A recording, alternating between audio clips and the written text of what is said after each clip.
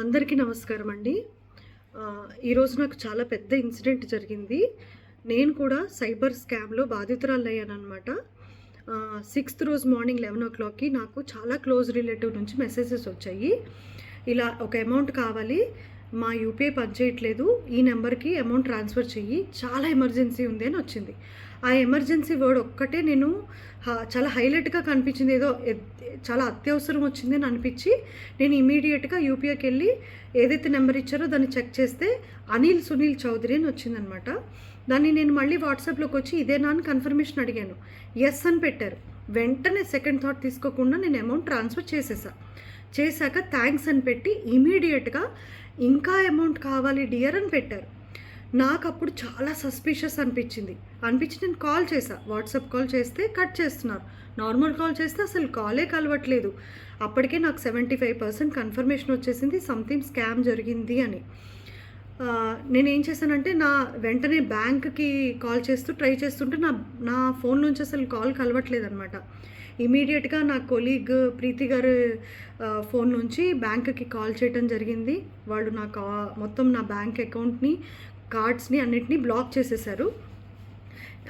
ఇతన్ని నేను అలాగే ఎంగేజ్ చేసి ఉంచాలి, హోల్డ్లో ఉంచాలి అన్న ఉద్దేశంతో ఇతనితో ఇంకా నేను నా లిమిట్ అయిపోయింది అలా ఇలా అని మెసేజెస్ పెడుతూ దాన్ని హోల్డ్లోనే ఉంచాను. అమౌంట్ మిస్యూజ్ చేయకూడదు, అతను లైన్లోనే ఉండాలి అన్న ఉద్దేశంతో వాట్సాప్లో చాట్ చేస్తున్నా. కానీ అప్పటికే నాకు తెలిసిపోయింది స్కామ్ జరిగింది అని.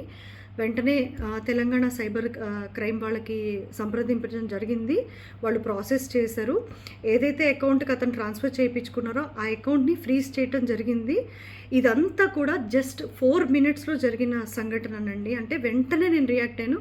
వితిన్ 4 to 8 minutes లోపల మొత్తం నా కంప్లైంట్ రైజ్ చేయడం కూడా జరిగిపోయింది. కాబట్టే నా అమౌంట్ సేవ్ అయినాయి, లేదంటే ఖచ్చితంగా నేను లాస్ అయిపోయేదాన్ని. దీనికి హెల్ప్ చేసిన సైబర్ క్రైమ్ వాళ్ళకి, అలాగే నా బ్యాంక్ వాళ్ళకి చాలా కృతజ్ఞతలు తెలుపుకుంటున్నాను. ఈ వీడియో ఎందుకు చేస్తున్నానంటే మనందరం చాలా జాగ్రత్తగా ఉంటాం. ఇలాంటి స్కాముల విషయంలో చాలా న్యూస్లో వస్తున్నాయి, నేను చూస్తుంటాను, నా కొలీగ్స్కి షేర్ చేస్తాను. చాలా జాగ్రత్తగా ఉండే నేను కూడా వాట్సాప్ అనేటప్పటికీ ఐడియా లేదనమాట ఇలా జరుగుతుంది అని. సో ఇది కొత్త స్కాము, అది మీ దాకా రావాలని ఈ వీడియో చేస్తున్నాను. దయచేసి ఈ వీడియోని అందరూ షేర్ చేసుకోండి, లేదంటే ఈ ఇన్ఫర్మేషన్ 10 మందికి మీ ఆత్మీయులకి చెప్పండి. ఎందుకంటే సొంత అయిన వాళ్ళు, భర్త, కొడుకు, తల్లి, తండ్రి ఇలాంటి నెంబర్స్ నుంచి కూడా మనకి అమౌంట్ పంపించండి, ఎమర్జెన్సీ అని రావచ్చు. మనము సెకండ్ థాట్ తీసుకోకుండా పంపించేస్తూ ఉంటాము. సో దయచేసి మీరు అందరూ రీచెక్ చేసుకోండి, ఎందుకంటే వాట్సాప్ దాకా కూడా ఈ స్కామ్ వచ్చేసింది. మీరు జాగ్రత్తగా ఉంటారని ఈ వీడియో చేస్తున్నాను.